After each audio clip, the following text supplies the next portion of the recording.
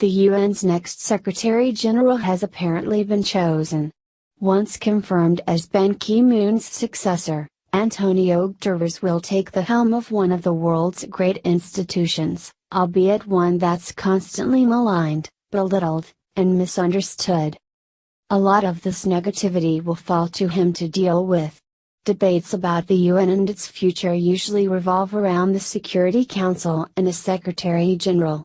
That's where the power is, so that's where change is needed, runs the argument.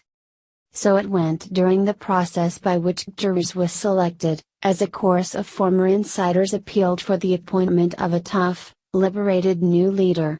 These critics argued that the UN was in danger of collapsing into diplomatic irrelevance and irretrievable internal dysfunction.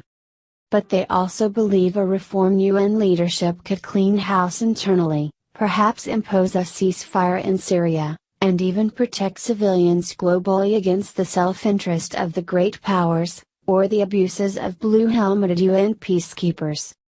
Coming from frustrated veterans of the fusty inner sanctums of the UN, the calls for sunlight and change are understandable. Yes, the UN needs reform. But as we, together with many colleagues, suggest in a forthcoming book on the connections between the League and the UN, this reform has to start from an accurate sense of what the UN actually is, and critically, where it began. The UN's predecessor, the League of Nations, is often misremembered as an irrelevant, hapless victim of realpolitik. But thanks to British diplomats such as its first Secretary General, Sir Eric Drummond, its secretariat came into being as an internationalist body organized by area of expertise, not by national delegation. After it was opened in 1920, the League became a vibrant forum for the internationalization of world politics, and its Geneva headquarters gave non-state actors from Palestine to the Pacific a forum for protest. Its secretariat regularly hauled the world's great powers over the diplomatic coals while the global press took notes. In the 1930s, the League's international political role famously declined and collapsed in the face of fascism. But its legacy lives on.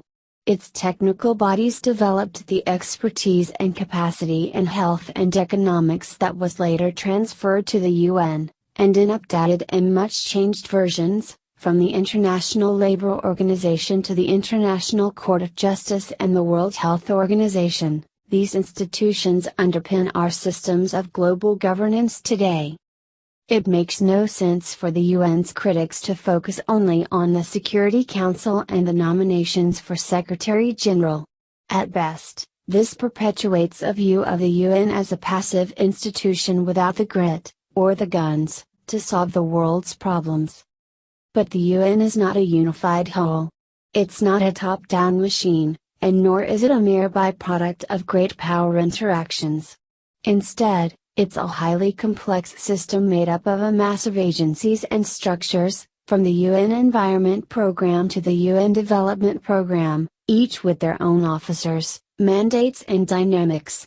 Through these institutions the UN embeds and monitors global policies in myriad areas from health reform to humanitarian aid to climate change.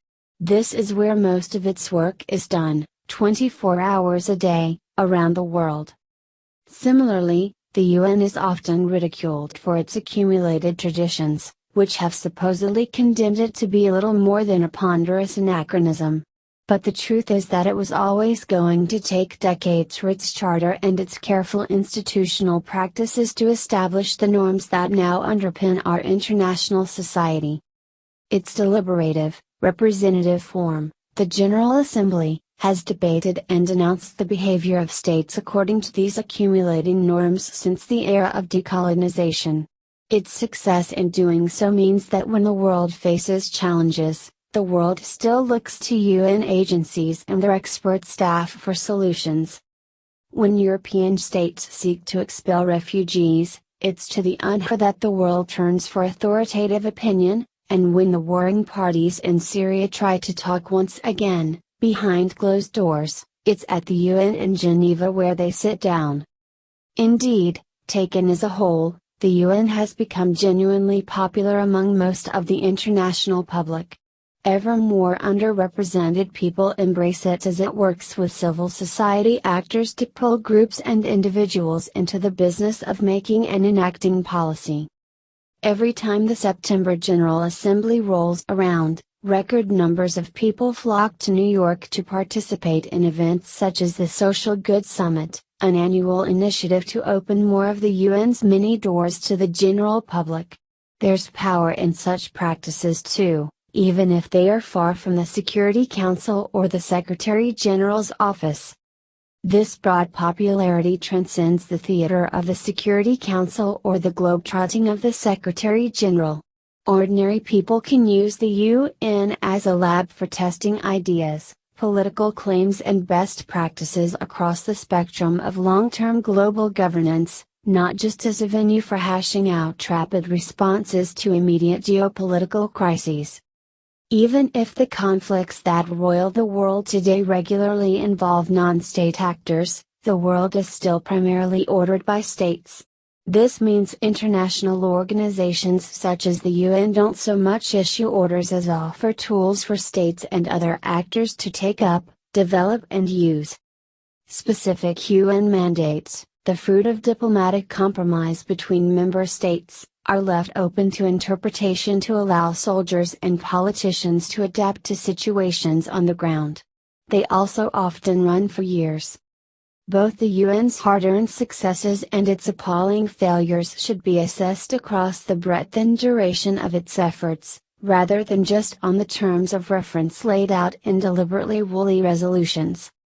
Like the League of Nations before it, the UN has hosted and amplified global conversations about the future of humanity, often in spite of the intentions of the great powers and usually well beyond the Security Council or the Secretary General's office. These are the conversations that generate the principles and practices the world needs to move forward.